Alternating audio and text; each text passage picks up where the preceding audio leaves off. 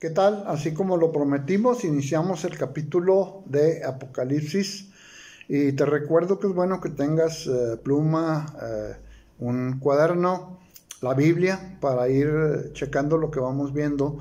Y voy a empezar leyendo los primeros 2 versículos de Apocalipsis capítulo 1. Dice: la revelación de Jesucristo que Dios le dio para manifestar a sus siervos las cosas que deben suceder pronto, y la declaró enviándola por medio de su ángel a su siervo Juan, que ha dado testimonio de la palabra de Dios y del testimonio de Jesucristo y de todas las cosas que ha visto. Esta es una cadenita, ya lo habíamos mencionado. La revelación es dada de parte de Dios a Jesucristo, Jesucristo al ángel, el ángel al apóstol Juan y Juan a sus siervos, a su iglesia, que somos nosotros. Y dice enseguida las cosas que deben suceder pronto. ¿Y qué es pronto? Para nosotros, el tiempo de Dios se le llama Kairos. Es un tiempo indefinido. Para nosotros es diferente al tiempo que usamos nosotros, que es el tiempo que se le llama Cronos. Pero el tiempo de Dios es exacto, es justo, es perfecto. Entonces, la Escritura nos enseña, aunque no sepamos el tiempo exacto, sí nos enseña que habrá señales que de hecho ya se están dando. O sea, aunque no sepamos el tiempo exacto, pero para Dios es pronto. El verso 2 que leímos dice que Juan va a dar testimonio de la palabra de Dios y de Jesucristo. Recordando que Juan anduvo con Jesucristo y él escribió el libro de Juan, capítulo 1, verso 1, dice que en el principio era el verbo era con Dios y el verbo era Dios. Y en algunas versiones de la Biblia dice que el verbo es la palabra, ¿sí? Entonces, en ambos casos es Jesucristo. Entonces, cuando habla del testimonio se refiere a Jesús. Por otro lado, la revelación de Jesucristo no es algo que Juan soñó, es algo real, son las cosas que realmente van a suceder y las dejó escritas porque esa fue la orden que se le dio de todas las cosas que has visto. Ahora, verso 3, bienaventurado el que lee y los que oyen las palabras de esta profecía y guardan las cosas en ella escritas, porque el tiempo está cerca. Bienaventurado significa siempre feliz. Y son 3 expresiones de ánimo para nosotros: leer, escuchar y guardar esas cosas. La Biblia también dice que la fe es por el oír y el oír por la palabra de Dios. Romanos 10:17. Entonces, para estudiar esto que estamos haciendo, se requiere tener fe, leyendo, escuchando y guardando las cosas en ella escritas. Es decir, cuando la Biblia nos enseña de guardar las cosas en nuestro corazón, significa que no las desechemos, sino que las retengamos aquí. Y nos termina diciendo el verso 3, porque el tiempo está cerca, para que no se nos olvide y lo tengamos bien presente. El versículo 4 viene un saludo a las 7 iglesias. Juan, a las 7 iglesias que están en Asia. Gracia y paz. Fíjese cómo saluda.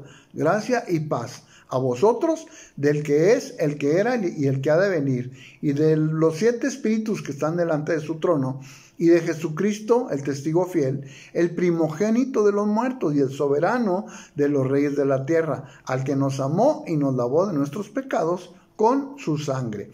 Vamos analizando esta parte. Este es un saludo de Juan a las 7 iglesias de Asia. No significa que había solamente 7 iglesias, había muchas iglesias, pero Dios escoge a las 7 iglesias representativas de todas las iglesias cristianas de aquel tiempo y que representan las iglesias a través de la historia hasta el tiempo de hoy. Entonces, el número 7 significa la plenitud de Dios, o sea, lo completo y lo perfecto de Dios. Ahora, entonces el saludo no es solamente de Juan, sino de los 7 espíritus que representan el Espíritu de Dios y también de Jesucristo, el testigo fiel. Es decir, que la Trinidad se nos presenta en un saludo de inicio. ¿Se imaginan qué privilegio ser saludados por Dios Padre, Hijo y Espíritu Santo y que te digan gracia y paz? ¿Qué es la gracia? La gracia es ese regalo que Dios nos ha dado para ser reconciliados por Él a través del sacrificio de Cristo Jesús. Tú le pides a Dios de su gracia y es algo que Dios te quiere dar y te la da a través del Espíritu Santo. Aunque no la merezcas, porque nadie la merecemos, pero con un arrepentimiento sincero delante de Dios es que recibes de su gracia y entonces la paz de Dios viene a reinar en tu corazón. Luego dice el verso 5, Jesucristo, el testigo fiel. Jesucristo es el testigo fiel, por eso debemos de confiar, porque todo lo que vemos de Apocalipsis es completamente confiable. Y el primogénito de los muertos sigue diciendo, ¿qué es esto? Acuérdense que Cristo resucitó al tercer día y fue el primero de resucitar entre los muertos.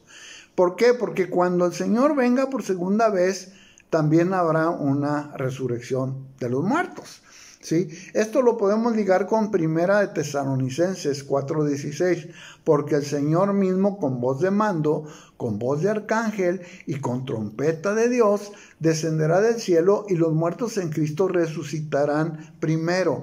Eso lo vamos a ver más adelante, pero lo importante es que podemos estar bien seguros que habrá una resurrección. El verso 5 termina diciendo, al que nos amó y nos lavó de nuestros pecados con su sangre. Aquí nos está recordando, porque nos está hablando a nosotros, que nos amó tanto que dio su vida por nosotros, que derramó su sangre para perdón de nuestros pecados. Ahora yo te pregunto, ¿tú te hubieras imaginado que en el libro de Apocalipsis te recordaría el sacrificio de Cristo Jesús por ti? ¿O habrías pensado, como mucha gente cree, que el libro de Apocalipsis es solamente para ver lo que va a pasar en el fin del mundo, al final de los tiempos? Pues no, en este libro constantemente se nos va a recordar el sacrificio del Cordero Santo. Verso 6, y nos hizo reyes y sacerdotes para Dios su Padre. A Él sea la gloria e imperio por los siglos de los siglos. Amén. O sea, nos hizo un reino donde Jesucristo es el rey. Pero también dice que nos hizo sacerdotes para tener una relación con su Padre. Fíjese lo que dice. El sacerdote era el que entraba al lugar santísimo. O sea, nos hizo reyes y sacerdotes. Solamente un sacerdote entraba, según el Antiguo Testamento, a llevar los pecados del pueblo ante Dios. Pero al hacernos sacerdotes, ya tenemos acceso directo a su Padre, así dice. ¿Por qué no dijo nuestro Padre? Aquí se refirió a su exclusividad como unigénito Hijo del Padre. Porque nosotros somos adoptados hijos de Dios. Así lo dice Efesios 1:5, adoptados hijos suyos por medio de Jesucristo, según el puro afecto de su voluntad. Entonces, el sacrificio de Cristo nos hizo hijos adoptados por Dios. Y si tú has creído en el sacrificio de Jesús, que lo hizo por ti, entonces ya eres un hijo de Dios. Eso dicen las Escrituras. Verso 7. He aquí que viene con las nubes y todo ojo le verá, y los que le traspasaron y todos los linajes de la tierra harán lamentación por él. Sí, amén.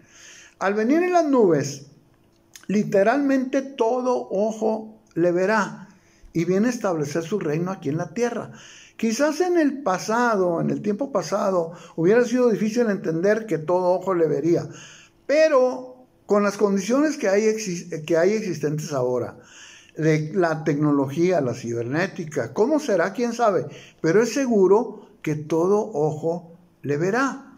Los que les traspasaron, o sea, los judíos, y los linajes de la tierra, esto se refiere a los que no han creído en él, dice que se lamentarán. Así que te conviene creer, para que no seas del montón de los que se lamentarán por no creer. Ahora, en el concepto que vimos en la introducción del primer video de la postura premilenialista, si tú te inclinas por esta postura que es donde más o menos los teólogos están coincidiendo, es la postura donde el pueblo no pasará por la gran tribulación, ¿sí? La iglesia ya no va a estar, sino que seremos arrebatados y le veremos en las nubes. Pero esta no es su segunda venida. El arrebatamiento y su segunda venida son dos acontecimientos diferentes. Así que toma nota, lo vamos a ver más adelante. Verso 8, yo soy el alfa y el omega, principio y fin, dice el Señor, el que es y que era y que ha de venir, el Todopoderoso. Aquí se refiere a que Él es el todo. En el griego son la primera y la última letra del alfabeto. El que era desde la creación, el que es hoy y el que ha de venir por segunda vez. Pero es importante al estar estudiando Apocalipsis saber cuándo está hablando del pasado, cuándo del presente y cuándo sobre lo que ha de venir. Bueno, se nos acabó el tiempo. Seguiremos en nuestra próxima sesión para terminar con el capítulo 1. Bendiciones.